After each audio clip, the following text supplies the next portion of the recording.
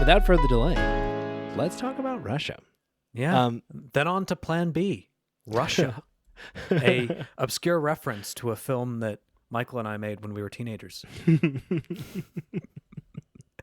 That I don't think anybody will ever get to see again. That I don't think. I think it's still up. That one's still up. Okay, a lot of them I know. Yeah, that not, one. are not A still lot up. of them I took down, but like that one didn't have anything too bad in it. That's still up. It's just stupid. Yeah, fair enough. Fair enough. So that's a little Easter egg if you feel like going and trying to find that on the internet. So you've heard of Russia. They're invading Ukraine. It's not going great for Russia. Overall, things have been rough. Ukraine has now launched a counteroffensive against Russian forces. While the Russia's putting up a pretty fierce resistance. Ultimately, like the story of their invasion of Ukraine has been pretty consistently bad. Yeah. They've been losing lots of soldiers in battle. They've been losing internationally due to sanctions and losing a lot of confidence domestically. And as Ukraine continues to kind of intensify their war effort, including getting pilots trained to fly F-16s, Putin's behavior has become, even more erratic and causing like even more loss of confidence at home, including like Russian oligarchs and elites who are doubtful about their ability to win in Ukraine and are really just hoping for the war to kind of stall out, or at least Russia to be able to get out of it without being totally humiliated. And so against that backdrop, those elites launched a little bit of a coup d'etat, a coup de grace, yeah. Yeah. Good old fashioned coup d'etat. And it's interesting because when you spend some more time looking into the reasoning behind it, you start to realize that it's probably more one of self-preservation on Prigozhin's part than it is like him actually taking a stance or having a principle. Yeah. Because basically what happened was that a few weeks ago, the Defense Ministry of Russia decided that the paramilitary groups that were fighting in Ukraine would now have to basically be directly absorbed by the Russian military, meaning that Prigozhin would pretty much lose his immediate power over the Wagner group. And of course, he didn't want that. He didn't want to give up his power. And in response to that, he basically said, fuck you, I'm not doing that. And then Putin doubled down and said, fuck you, you are doing that. And then Prigozhin came out and said, fuck you, I'm really not doing that. And then he probably realized, shit, I just said that to Vladimir Putin. The dude that poisons people's underwear for looking at him funny. This motherfucker's going to poison my condoms someday. I got to do something about this. And so he basically unleashed this whole, it was like a 30-minute rant about how terrible things are going in the war against Ukraine. That was released. And initially he didn't directly criticize Putin, but he was still violating the laws against criticizing the war. Yeah. And then slowly but surely he doubled down and doubled down and doubled down until he pretty much his entire military company just turned on Russia and started marching towards Moscow. And this weekend they were within 120 miles of Moscow. Yeah, that's fucking insane. So yeah, that's mind-blowing. Ultimately, yeah, he'd been kind of like apparently like sowing the seeds of this rebellion for a while, releasing these like rants on his Telegram channel. The Wagner group had also been releasing like these as well. He even like I think did some like disinformation a little bit. He appears to have faked a Russia-led attack on the Wagner group to give himself a little bit of plausible rationale for going in and rebelling against Russia. And then his aides actually hacked into Russian state TV to release one of his long rants denouncing the defense minister. So as Nathan said, like one night last week, they just his forces, because again, this guy is a billionaire oligarch in Russia who runs not only a restaurant and catering company, but also one of like their most influential, most powerful paramilitary mercenary groups. This group is active around the world representing Russian interests, enacting regime change, doing training, supporting like authoritarian leaders around the world and representing Russians' interests. And so like this dude has a lot of not only like soft power, but literal military power at his disposal. So last week, the Wagner Group released a statement on Telegram saying, quote, "Putin made the wrong choice. All the worse for him. Soon we'll have a new president." And then started their march back from Ukraine into Russia, taking control of Rostov-on-Don, a city of more than 1 million people, which is the center of Russia's logistics effort in support of the Ukrainian war, and released this statement, Prigozhin did, that if the defense minister wasn't like ousted, that he would lead his army to Moscow. And that's exactly what he attempted to do, which is fucking crazy. This guy is in command of his own private army and is leading it against Russia, whose army is in Ukraine, right? Like this is a highly trained mercenary force against like Russia's internal security and maybe like basically like their internal like national police forces and stuff like that. So like they're fucking freaking out. Like what's interesting is how long he got away with criticizing Putin. Yeah.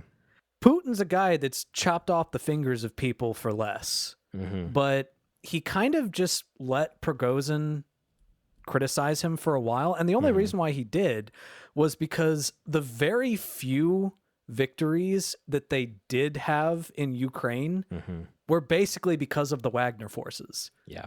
Yeah, like Michael said, these are highly trained mercenaries that have, many of which have a lot of experience on these people. And what's also interesting about the Wagner Group is that Russia has tried to deny their existence for years. Yeah. And technically, they're not exactly a legal group because like in Russian law, they're not supposed to have private military mercenary people. I wonder why. But what's interesting is they've been able to get away with it because for one thing, like they have basically been doing what Russia tells them to do. And for another thing, in legal terms, they're considered a volunteer group. Yeah. Which is funny because like they get paid a fuck ton and they're frequently advertising their benefits to various people. Yeah. And apparently like Putin was actually instrumental in creating this group a few years ago, and they were like at the center of the invasion of eastern Ukraine in 2014. They're basically like Russia's military force that they're able to plausibly deny is controlled by the Russian government, which enables them to do all kinds of stuff without implicating necessarily directly the Russians, which is a total fucking Putin move. Like the thinnest veil of plausible deniability or rationale, and he's just going to go in with military force. Like that is his playbook 101. Yeah. Yeah. Now, before you go and start saying that Prigozhin is a big hero, I would just like to point out that there was a BBC article that my friend Josh, who's been following this very closely, pointed out to me, where basically one of Prigozhin's criticisms at one point was that the Russian ministry was not willing to use tactical nuclear strikes. Great. Which is a little confusing because he's also criticized them for doing the war in the first place. But I guess it's like, hey, if you're going to do a war, do it properly. Yeah, kill everyone. Kill everybody. Yeah. So not necessarily a good guy. And I honestly, it's hard to say if the coup had succeeded, which it probably wouldn't have. But if the coup had succeeded, it's unclear as to whether Prigozhin would be a step up from Putin. Yeah. Yeah, totally. Yeah, I think that's absolutely right. And ultimately, like it ended in a weird way. Like this was so strange. So as Nathan said, picture this. We've got mercenary forces like 1,000 kilometers from Moscow. They start, marching towards the capital city. Police in Moscow are putting up barricades and trying to get ready for this, right?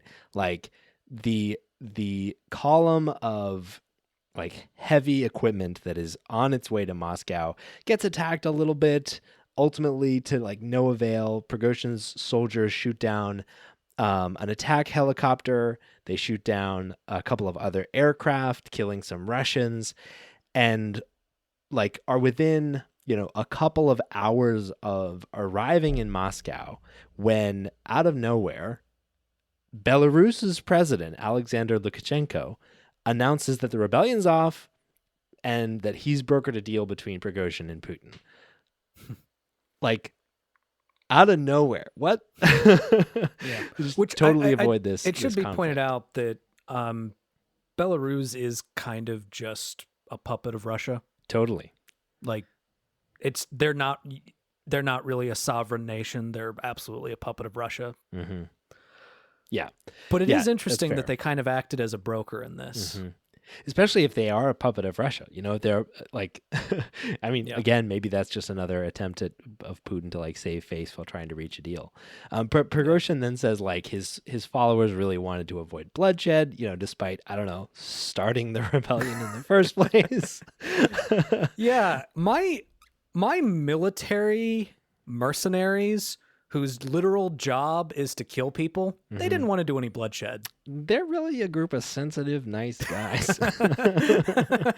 Yeah. No, so again, I think it's kind of similar to what I said earlier. Like I think he started this to be in the beginning to try to avoid like as self-preservation. And I think that he ended it as a matter of self-preservation, because I think he realized when he doubled down on telling them, no, you're not going to absorb the Wagner company into the Russian military. Yeah. When he doubled down on that, he knew his ass was in trouble. So he had to give himself some leverage. And I think he also knew perfectly well that there was no way that coup was going to succeed, and his ass was going to die if he tried. And so he cut a deal because he was trying to preserve himself. Yeah. Yeah, that does seem to track. It really does. Ultimately, the soldiers as part of this group are going to face like no prosecution. They will be integrated into the regular army kind of as planned. Prigozhin is going into exile in Belarus, which, as Nathan pointed out, it's pretty much like Russia. He's a billionaire as well, so he's probably doesn't have that much to worry about. And so this whole thing will kind of just like fade away into the background, at least to some extent. See, I don't agree with that.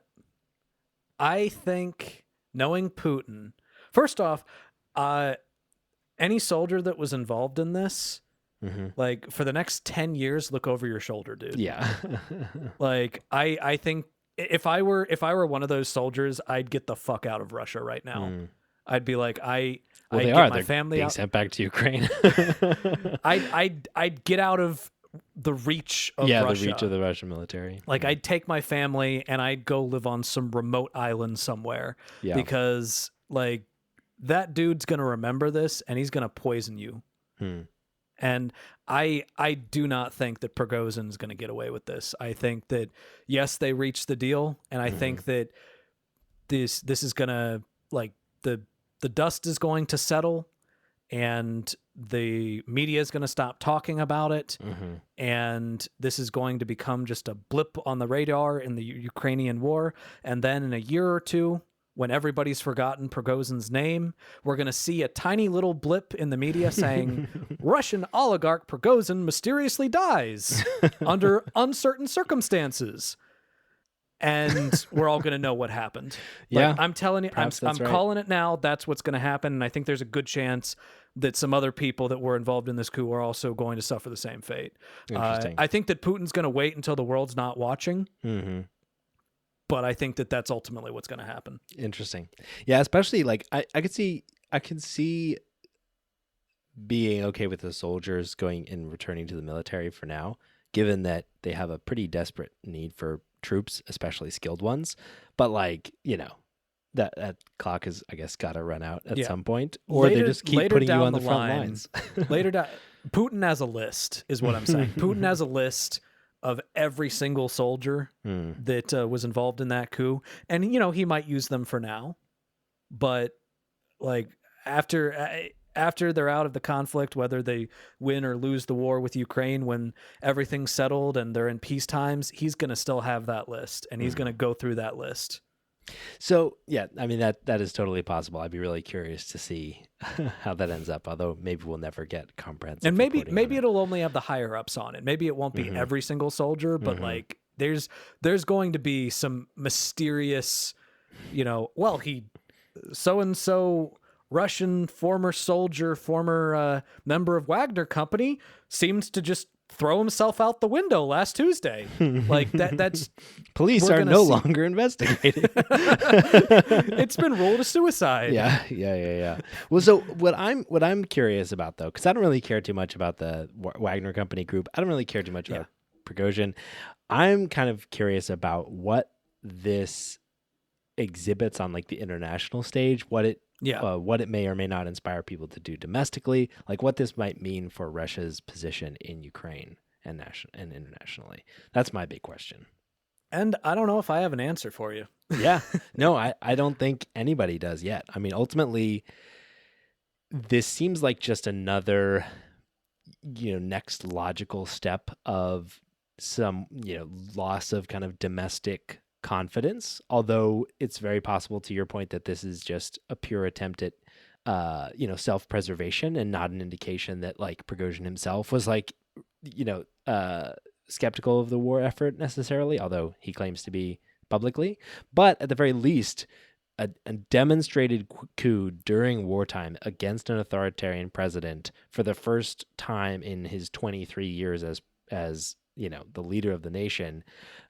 It does make you question, and I imagine it would make the just continue to sow doubt in the public, in the minds of the public in Russia.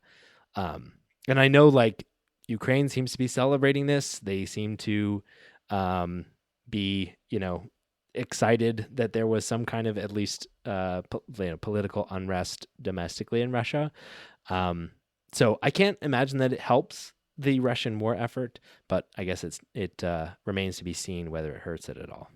Yeah, hell, if I were in Ukraine, I'd be laughing my ass off right now. Yeah, right. But I think that there's a few potential scenarios that this presents us with.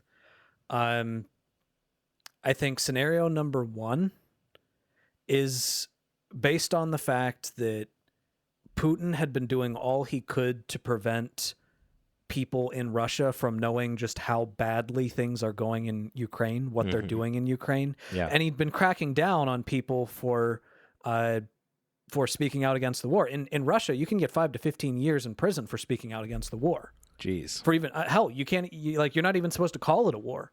But the fact that you had a large scale, unofficial sect of the military basically almost march a coup on Moscow. Yeah. And the fact that his justifications, whether it was for self-preservation or not, what he was saying was this shouldn't be happening in the first place. This is a bullshit war. We're going into Ukraine on false pretenses. This is not a war of defense, and we're throwing lives away, Russian lives away for nothing, basically. The fact that you had a person with that loud of a mouthpiece take a step like that makes it really difficult for the average Russian citizens to be able to ignore what's going on. They're being confronted with it. Yeah. And that's the type of thing that starts to spark civic unrest. So that's scenario number one. I think that this could result in more civic unrest. Scenario number 2 is sort of the scarier scenario, which is that it pushes Putin to be more desperate and potentially take more egregious means against Ukraine. And then I think scenario number 3 is kind of the boring scenario, which is that nothing really changes. And the thing is, this didn't take enough time for them to end up needing to retract any troops from Ukraine to defend Moscow. Yeah. So tactically, this really didn't do that much with regard to the war in Ukraine. If Putin is able to keep control of the narrative and able to keep control of the civic unrest, then I think that the war is just going to continue as it has been, and this is just going to be a blip on the radar. And I think that third scenario is probably going to be the most likely scenario. Yeah, interesting.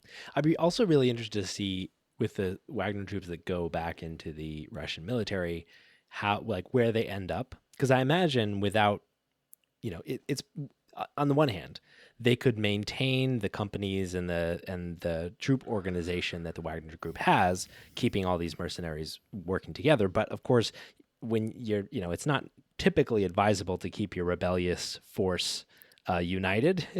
You generally want to divide those people up. So, but at the same time, like to your point earlier, like they're one of the more effective groups of soldiers in the war. So you might see some of that effectiveness diluted as they're integrated throughout the military. I'm also really curious what happens internationally with the Wagner Group now that they, kind of cut the head off the snake, because they operate in the Middle East and Africa and Latin America, and they implement Russian policy in like Syria and the Sudan and Venezuela. And so like ultimately there might be a little bit, I saw one analysis that described potentially a little bit of a power vacuum as Wagner forces kind of are dissipated internationally, which may present an opportunity even outside of Ukraine to kind of take control or at least gain influence as Russia's kind of losing that influence in those countries. So we'll see. I'm really curious to see what form it's going to take. At the very least, it's one of the first things that's happened in a while outside of the country of Ukraine that was totally like a surprise, it seems, to Putin, like totally outside of his radar and expectations. So at the very least, hopefully it's a wrench in the works.